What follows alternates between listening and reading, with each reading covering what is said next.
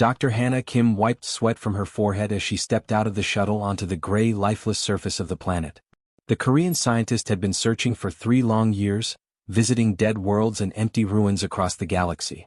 She was looking for traces of the Kethari, a species that had vanished 50,000 years ago. "This place feels different," said Jiho Park, her young assistant, as he carried the heavy scanning equipment. The wind howled across the barren landscape, stirring up clouds of ancient dust. Hannah nodded, checking her instruments. The readings were strange here. Energy signatures that shouldn't exist on a dead world pulsed beneath their feet. "Something big is down there," she muttered, adjusting her scanner's depth settings. Captain Miho Lee watched from the bridge of their research ship, the New Dawn, as his crew worked on the surface below. He had been skeptical of this mission from the start. Chasing ghosts of extinct aliens seemed like a waste of time when humanity had real problems to solve. But Dr. Kim had convinced the colonial authority that understanding lost civilizations could teach them valuable lessons. "Professor." Jiho's excited voice crackled through the comm system. "You need to see this right now." Hannah rushed to where her assistant was kneeling beside a hole in the ground. His scanner was going crazy, beeping frantically as numbers scrolled across its screen. She looked down into the opening and gasped. Far below, something was glowing with a soft, blue light. "It's huge," Jiho whispered. "The scanner says it goes down for kilometers." They rappelled into the cavern, their lights cutting through the darkness. What they found took their breath away. Massive crystalline structures rose from the cavern floor like frozen waterfalls. The crystals hummed with energy, creating harmonious tones that seemed to vibrate through their bones. "This is impossible," Hannah breathed, running her hands over the smooth crystal surface. "These readings, this technology is beyond anything we've ever seen." At the center of the crystal forest stood a pillar covered in symbols. Hannah's universal translator struggled with the ancient language before finally producing words that made her heart race. "Warning, reality engine activation imminent," the translation read. "Dark matter storm approaches. Probability of galactic extinction, 97%. Initiating final protocol."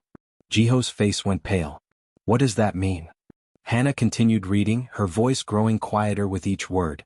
"Citizens of Kethar, we have no choice. The storm cannot be stopped, only redirected.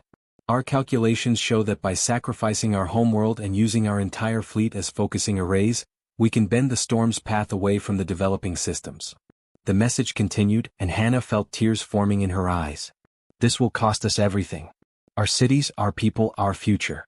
But in 50,000 years, when new life rises in the systems we will save today, perhaps they will remember us. Perhaps our sacrifice will have meaning."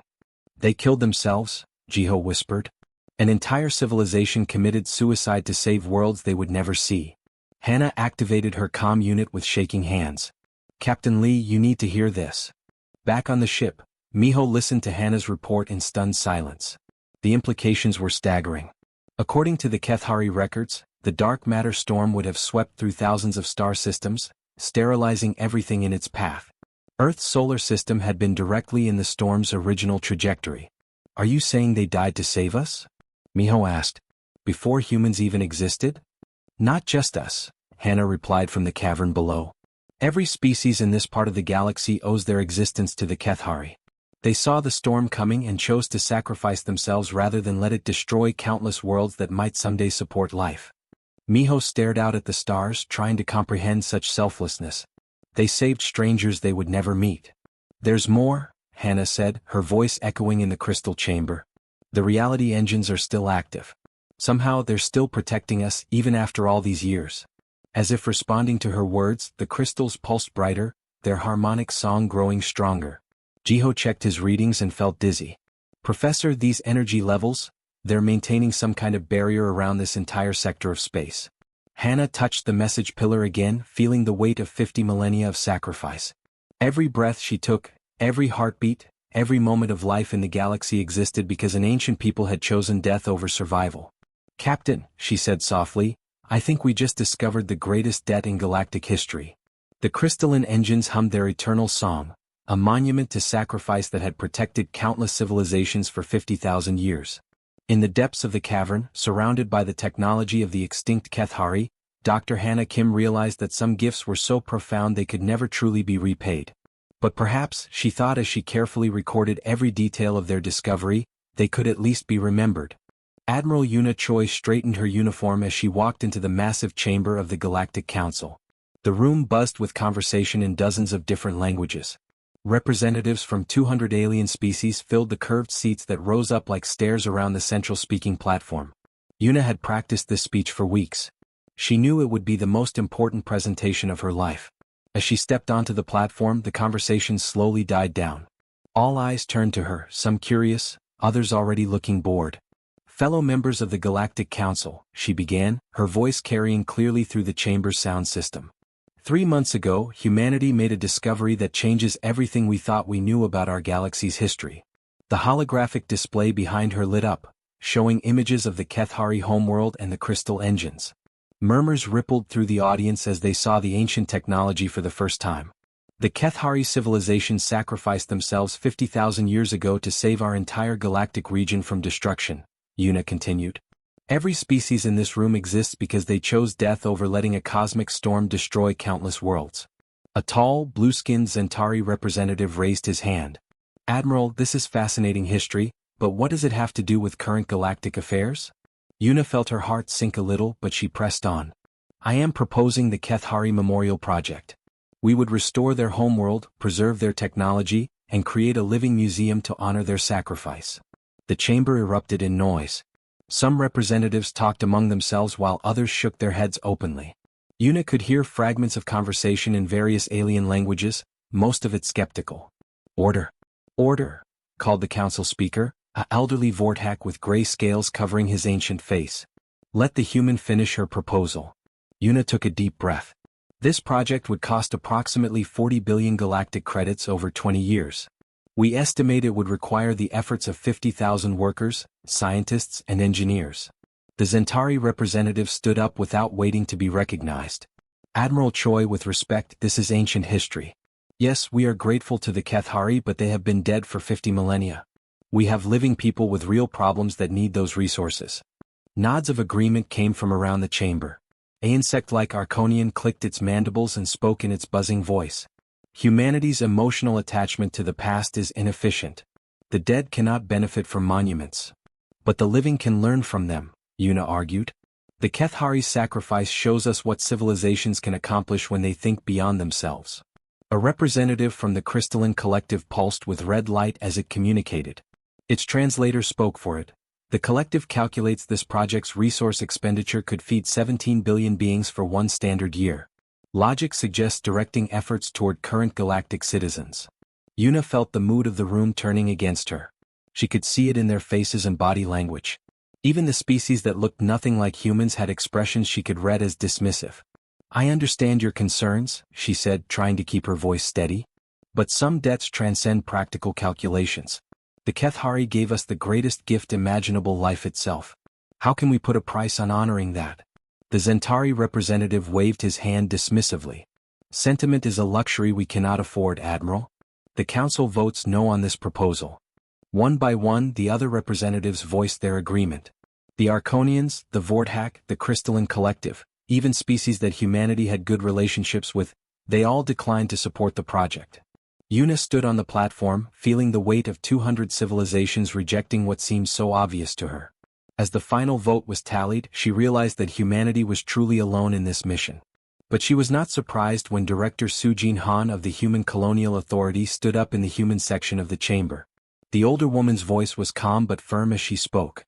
"If no one else will honor this debt, humanity will do it alone." The chamber fell silent. Han continued, "We will fund this project ourselves.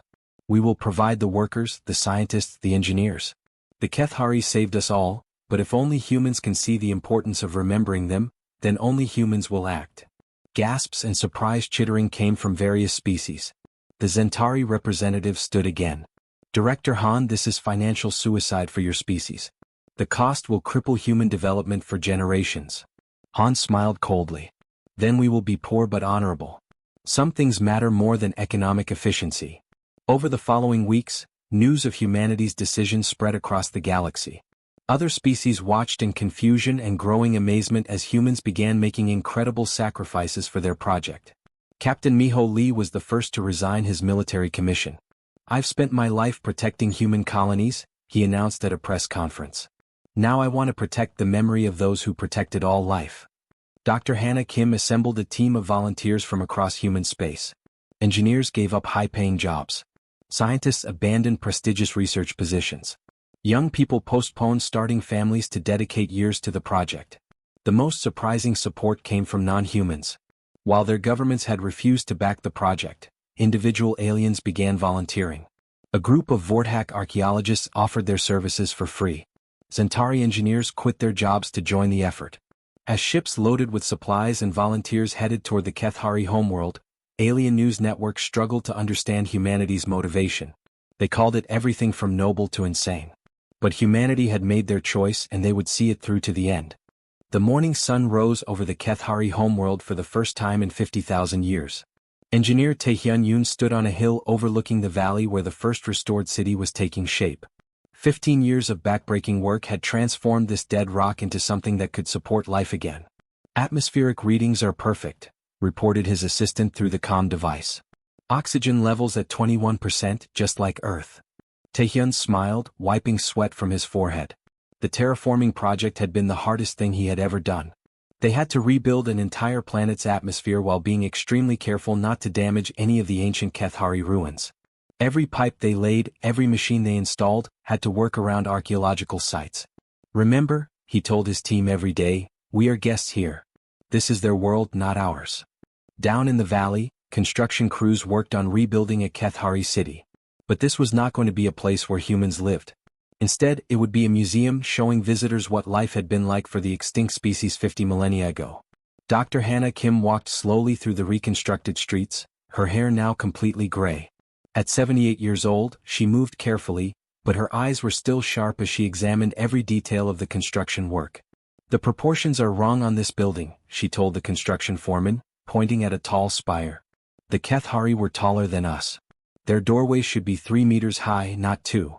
The foreman nodded respectfully.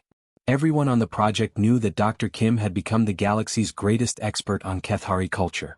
She had spent 15 years studying their art, their writing, their technology. Sometimes, workers joked, she seemed to know more about the Kethari than they had known about themselves. High above the planet, another massive project was nearing completion. The orbital monument was a crystal structure so large it could be seen from the planet's surface even during the day. Minji Bay, now 35 years old, floated in her space suit as she made final adjustments to the monument's broadcasting equipment. Testing transmission in Zentari language, she spoke into her comm. A moment later, the crystal structure began glowing with soft blue light. The message of the Kethari sacrifice began broadcasting across space in the complex clicking sounds of the Zentari language. Minji had been only 20 when she first volunteered for the project. Like thousands of other young humans, she had dedicated her entire adult life to learning about the Kethari.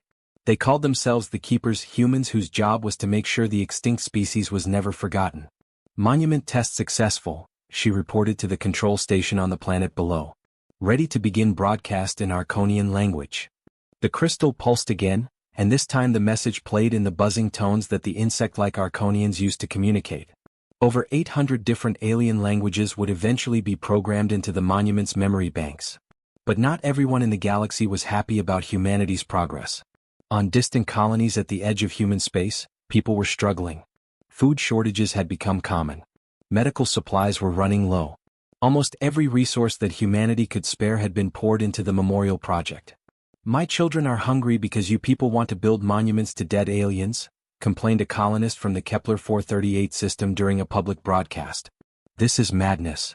The Galactic Council watched humanity's struggles with growing concern. Some alien species felt guilty about refusing to help with the project. Others thought humans were proving their point about the project being wasteful. Finally, the council made an offer. Ambassador Kethlan of the Zentari arrived at the Kethari homeworld with a proposal that seemed too good to refuse. The council will provide 40 billion credits in aid to human colonies, he announced at a meeting with project leaders. Food, medicine, industrial equipment, everything your people need. All we ask is that you scale back this memorial project by 70%.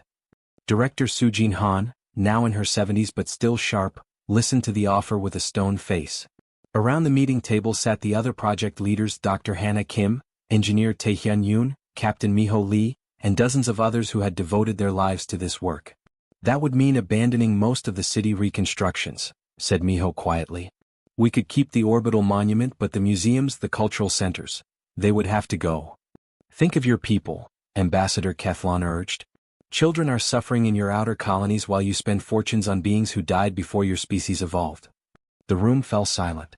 Everyone knew the alien was right about the suffering. Human colonies were struggling because of the resources being used for the memorial. Dr. Hannah Kim stood up slowly, her old bones creaking. When she spoke, her voice was steady despite her age. Ambassador, we appreciate your offer. But some debts are too important to leave unpaid. The other humans around the table nodded in agreement. Taehyun spoke next. We knew this project would be expensive when we started. We accepted that sacrifice. The Kethari could have saved themselves, added Minji through the comm from the orbital monument. They could have evacuated their people to other worlds. Instead, they chose to die so that unknown species might live. How can we do less than they did? Ambassador Kethlon left without an agreement. The memorial project continued and human colonies continued to struggle. But across the galaxy, other species began to take notice of humanity's determination. Some started calling humans foolish. Others began calling them noble. Either way, no one could ignore them anymore. Dr. Yoonji Lim wiped her tired eyes and looked at the readings on her screen for the 100th time. She had been working in the crystal chamber for 16 hours straight, trying to understand how the ancient Kethari reality engines worked. As the project's lead physicist, she wanted to make sure they were maintaining the machines properly. These numbers don't make sense, she muttered to herself, adjusting her scanner once again. The quantum readings were unlike anything she had ever seen before. The crystal engines hummed around her, their soft blue glow filling the vast underground chamber. For 18 years, the human restoration teams had been carefully cleaning and repairing these machines, thinking they were just historical artifacts. But Yoonji's latest scans were showing something impossible. Computer, run a full-spectrum analysis on quantum field fluctuations, she commanded. The portable computer beeped and began processing. While she waited, Yoonji walked around the largest crystal formation. It was beautiful, like frozen music made solid. But her instruments were telling her it was much more than that. Analysis complete, the computer announced. Warning, readings indicate active space-time manipulation at the quantum level. Yoonji's heart started beating faster. What do you mean active? The crystalline structures are generating quantum resonances that strengthen local space-time fabric by approximately 400%. She stared at the screen, not believing what she was reading. Computer, explain in simple terms. The machines are preventing reality from breaking apart. Yoonji dropped her scanner. It clattered on the crystal floor, the sound echoing through the chamber. She grabbed her communication device with shaking hands. Admiral Choi, you need to get down here immediately, she said, her voice barely steady. And bring Dr. Kong with you. 20 minutes later, Admiral Yuna Choi arrived with physicist Jinsu Kong and several other scientists. Yuna was now 65 and served as director of the memorial project. Her hair was silver, but her mind was as sharp as ever. What's the emergency, Yoonji? She asked. Yoonji pointed at her computer screen. The reality engines aren't just historical artifacts. They're still working. They've been working for 50,000 years. Jinsu Kong, a tall man with glasses, frowned as he looked at the readings. That's impossible. No technology can function for that long without maintenance. Look at the quantum field measurements, Yoonji insisted. These machines are actively holding our local space-time together. Without them, reality itself would collapse. The other scientists gathered around the screen, checking the numbers. Slowly, their expressions changed from skepticism to amazement to terror. If this is correct, said Dr. Sarah Martinez, the project's senior archaeologist, then the Kethari weren't just redirecting a dark matter storm. They were building a permanent defense system. Admiral Choi sat down heavily on a nearby crystal formation. Are you telling me that these engines are protecting us from something right now? Not something, Yoonji said quietly. Everything. There are things that exist outside our reality in parallel dimensions. These engines create a barrier that keeps them out. Jinsu was running his own scans now, his face growing pale as he confirmed Yoonji's findings. The quantum resonance patterns, they're incredibly sophisticated. The Kethari weren't just advanced, they understood the fundamental structure of reality itself. What kind of things are we talking about? Asked Admiral Choi. What's trying to get into our reality? Yoonji pulled up another set of readings. The engines are constantly deflecting dimensional intrusions. Entities that exist in pure energy form, matter that follows different physical laws, forces that would unravel everything we know about physics. The barriers are holding them back. How long would we have if the engine stopped working? Admiral Choi asked, though she looked like she didn't want to know the answer. Jin-Soo finished his calculations and looked up with frightened eyes. Based on the rate of dimensional pressure buildup, maybe 30 years. Possibly less. The chamber fell silent except for the humming of the crystal engines. Everyone was trying to process what they had just learned. So when we've been restoring these machines, said Dr. Martinez slowly, we've actually been maintaining the galaxy's defense system? Exactly, confirmed Yunji. Every crystal we've cleaned, every connection we've repaired, every power cell we've replaced, we've been keeping the barriers strong. Admiral Choi stood up and began pacing. This changes everything. We need to contact the Galactic Council immediately. Wait, said Jin-Soo. We should verify these findings first. If we're wrong about this. We're not wrong, Yunji interrupted.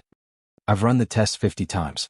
The Kethari built the greatest defense system in galactic history, and it's still protecting us. Admiral Choi activated her communicator. This is Admiral Choi to Galactic Council Emergency Command. I need to speak with the Council speaker immediately. Priority Alpha. While they waited for the connection, the scientists continued studying the readings. The implications were staggering. Humanity had spent 18 years and nearly bankrupted their civilization to honor the memory of an extinct species. Their alien neighbors had called them foolish, emotional, impractical. But it turned out that humanity's memorial project was the most important work being done in the galaxy. By accident, they had become the guardians of reality itself. Council speaker on secure channel, announced the communicator. Admiral Choi took a deep breath. She was about to tell the galaxy that their existence depended on humanity's foolish obsession with honoring the dead. Council speaker, this is Admiral Choi. I have news that will change how every species views the Kethari Memorial Project. The crystal engines hummed their eternal song, holding back the darkness that waited beyond the edges of reality. The great amphitheater on the Kethari Memorial World had never seen anything like this before. 20 years ago, this place had been a dead, airless rock floating in space. Now it was alive with the sounds of hundreds of different species gathering for the most important ceremony in galactic history. Elder Hannah Kim sat in her hover chair at the center of the stage, looking out at the massive crowd. At 93 years old, her body was frail, but her mind was still sharp. She could see representatives from every known civilization in the galaxy, Zentari with their blue skin, insect-like Arconians clicking their mandibles, the crystal beings of the collective pulsing with different colors. 20 years ago, most of these same species had called humanity foolish for wanting to build this memorial. Now they were here to thank the humans who had saved them all. Great-grandmother, are you ready? Asked Dr. Yaren Jo, a young woman with kind eyes who stood beside the hover chair. She was Hannah's great-granddaughter and had just been named the new director of Kethari Studies. Hannah nodded slowly. I've been ready for this day since we first discovered the reality engines. High above them, the orbital monument blazed with crystalline light. The massive structure was visible even in daylight, a testament to both Kethari's sacrifice and human determination.